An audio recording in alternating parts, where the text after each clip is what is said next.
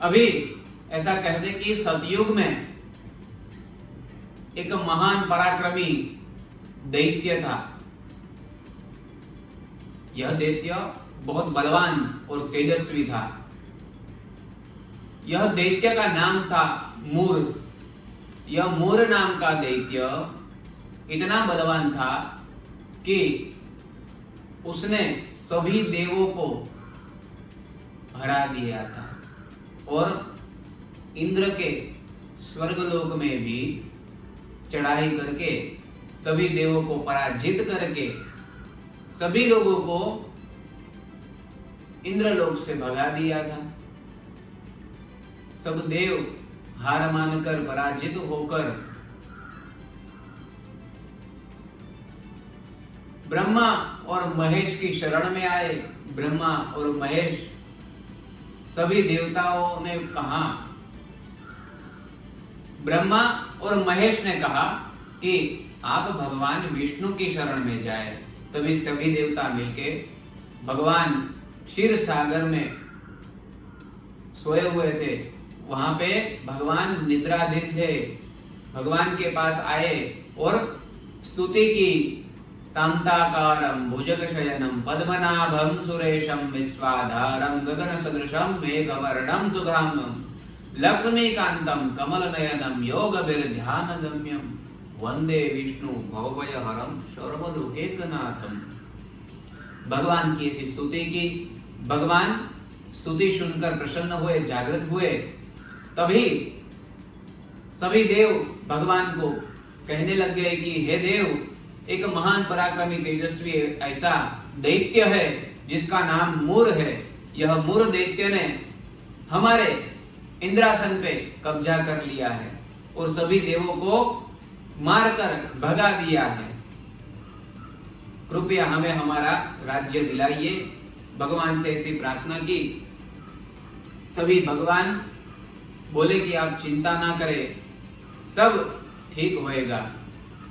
उतने में इंद्रदेव ने बताया कि यह मूर नाम का जो दैत्य है वह एक ब्रह्म वंश में पैदा हुआ था और वही यह मूर दैत्य जो है एक ब्रह्म वंश का यह दैत्य है, इसीलिए इतना पराक्रमी और तेजस्वी है। भगवान ने कहा कि आप चिंता ना करें, मैं उसका संहार करूंगा, मैं उसको मार गिराऊंगा। आप चलिए। देवता सभी भगवान विष्णु के साथ चल पड़े और मूर दैत्य जहां पे युद्ध मैदान में उतरा हुआ था, सभी वहां पे आ गए। देव दानवों के बीच में युद्ध हुआ। सभी देव पराजित हो गए और विष्णु भगवान युद्ध कर रहे थे। एक एक देव, एक एक दैत्य मरने लग गए। अभी हुआ ऐसा कि जो मूर दैत्य के ऊपर भगवान जो भी प्रहार कर रहे थे, तीर चला रहे थे, वह तीर जो है पुष्प बनकर नीचे गिर जाता था। भगवान उनको गदा से मारते थे, फिर भी कुछ उनको असर नहीं होती थी। मूर दैत्य को कुछ असर नहीं होती थी। सब छोड़कर भगवान के साथ अभी मल्ल युद्ध हुआ। मल्ल युद्ध बहुत सालों तक चला। आखिर में भगवान युद्ध करते करते थक गए और भगवान थकान के मारे बद्रिकाश्रम चले गए।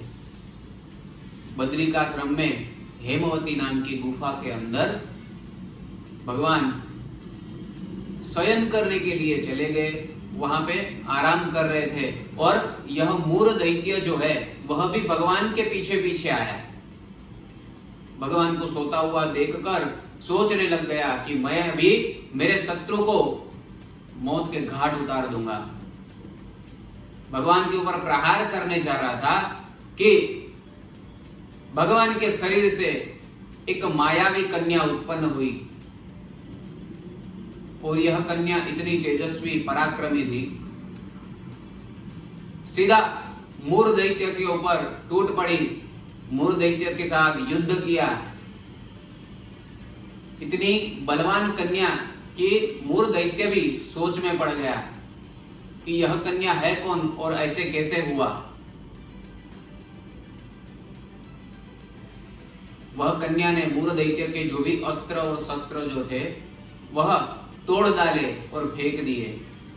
अभी दोनों के बीच मल्ल युद्ध चालू हुआ। थोड़ी देर तक मल्ल युद्ध चला और आखिर में वह कन्या ने मूर दैत्य को मार डाला, मूर दैत्य का वध किया। यह सब देखकर भगवान चौंक गए। भगवान पूछने लग गए, कन्या तुम कौन हो? तभी उसने बताया कि प्रभु मैं एकादशी हूं और मैं आपके शरीर से प्रकट हुई हूं। यह दैत्य आपके ऊपर प्रहार करने जा रहा था, आपको मारने जा रहा था, इसीलिए मुझे प्रकट होना पड़ा। भगवान विष्णु वह कन्या के वचन सुनकर बहुत प्रसन्न हुए। भगवान ने कन्या को कहा कि मांगो वरदान, क्या चाहिए तुम्हें? कन्या ने कहा कि भगवान आज एकादशी है। भगवान ने कहा कि हाँ कन्या आज एकादशी है और आज तू उत्पन्न हुई है, इसके लिए तेरा नाम उत्पत्ति होगा। और भगवान ने वह कन्या को वरदान दिया कि यह उत्पत्ति एकादशी का जो व्रत है वो कोई भी करेगा, नियम से करेगा, उपवास के साथ करेगा